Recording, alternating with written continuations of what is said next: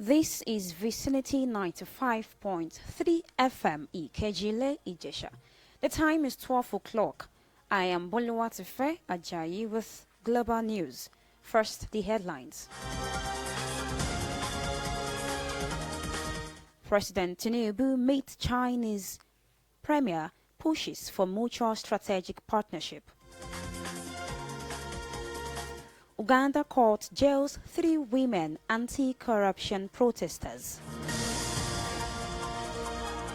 China braces up for strongest super typhoon, Yagi, short schools and councils flight.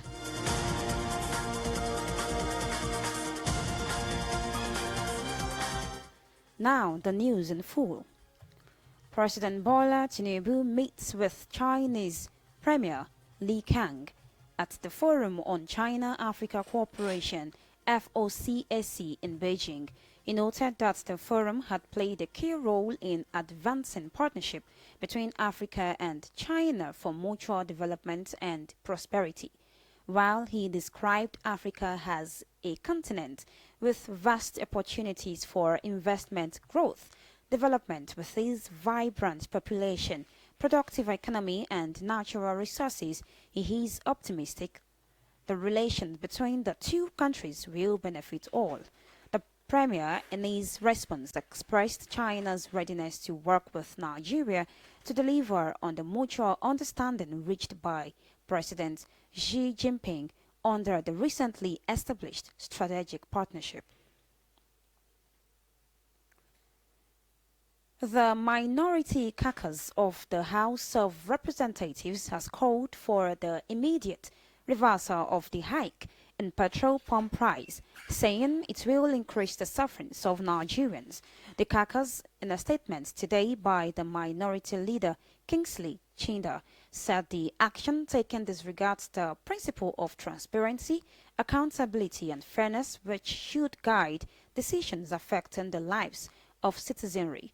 The minority caucus is deeply concerned that the decision by the Nigerian National Petroleum Company Limited (NNPCL) appears to have been made without adequate consultation with relevant stakeholders, saying this will ultimately affect the already fragile purchasing power of millions and pushing more families into poverty.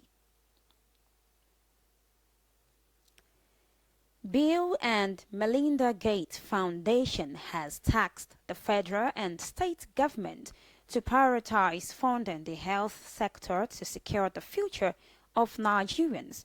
Gates, in his presentation to the National Economic Council (NEC), presided by the Vice President Kashim Shettima at the State House, said President Tinubu renewed hope agenda, though ambitious, would need to deploy limited funds judiciously.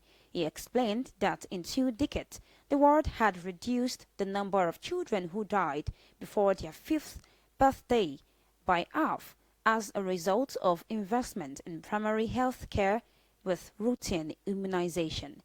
However, in Nigeria, over 2.2 million children had never received a single vaccine. Gates urged federal and state government to put in more effort to reduce the ratio. United Nations Secretary-General Antonio Guterres has made a call for a permanent seat on the UN Security Council for African leaders. Guterres and more than 50 African leaders are in Beijing attending the China-Africa Forum. While speaking at this week's China-Africa Forum, he told the leaders that it was time to correct historic injustice against the continent, that it was outrageous that the continent of Africa still has no permanent seat on the Security Council. Police in Uganda have arrested 3 women protesters on the streets of Kampala protesting against the country's rampant corruption problem. The women, said to be members of the Uganda Freedom Movement, chanted, "Save the women, save the children, save the future and end corruption." The protesters are part of a broader Gen Z anti-corruption movement in Kampala, which recently adopted nudity as a tactic to attract attention to corruption with the country's leadership. The protesters have been charged with causing annoyance, obstruction, inconvenience to the public, and the exercise of women's rights. This is Vicinity 95.3 FM Ikejile Ijesha. Global news will continue shortly.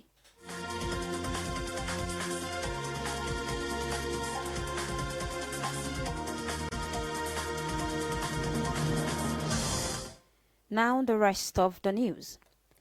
Burkina Faso has launched new biometric passport without the logo of West Africa's main political and economic bloc on their cover. The move signaled Burkina Faso's determination to withdraw from the regional alliance after military leaders took power in a coup.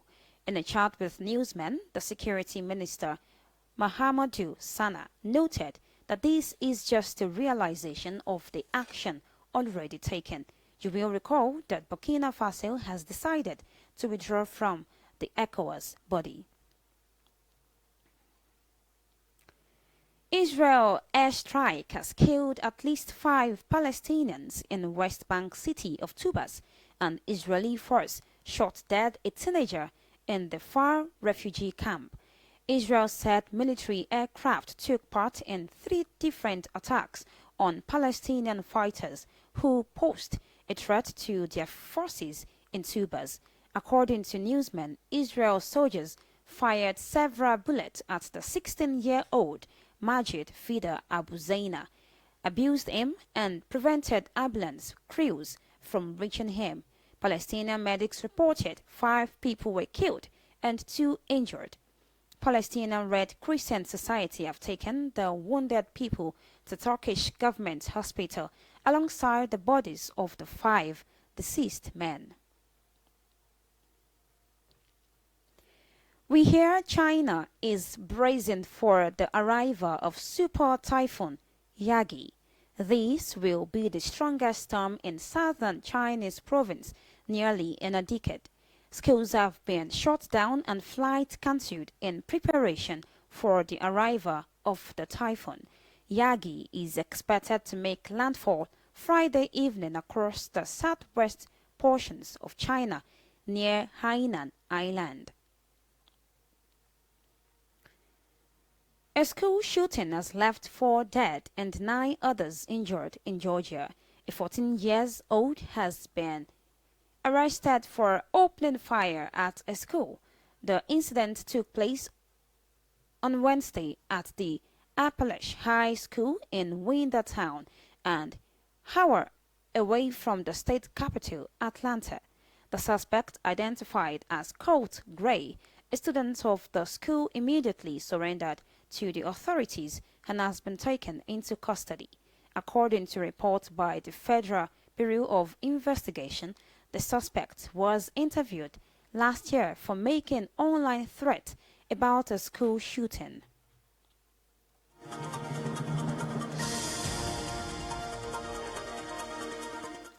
To end the global news, another look at the headlines.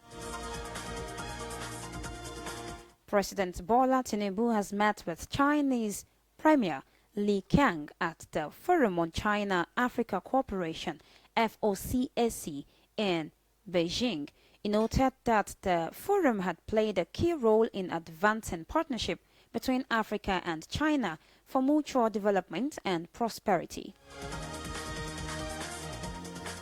We told you that police in Uganda arrested women protesters on the streets of Kampala protesting against the country's rampant corruption problem. The women, said to be members of the Uganda Freedom Movement, chanted, "Save the women, save the children, save the future and end corruption." And lastly, you heard that China is bracing for the arrival of super typhoon Yagi. This will be the strongest storm in southern Chinese province nearly in a decade. Schools have been shut down and flights cancelled in preparation for the arrival of the typhoon. And just before we go, the last line: do not make decisions when you are angry or ecstatic. That's Global News. On behalf of the news editor Oluwafunke Obi Israel, I am Boluwatife Ajayi. Many thanks for listening. Please stay tuned for news nationwide at 5 o'clock. Good afternoon.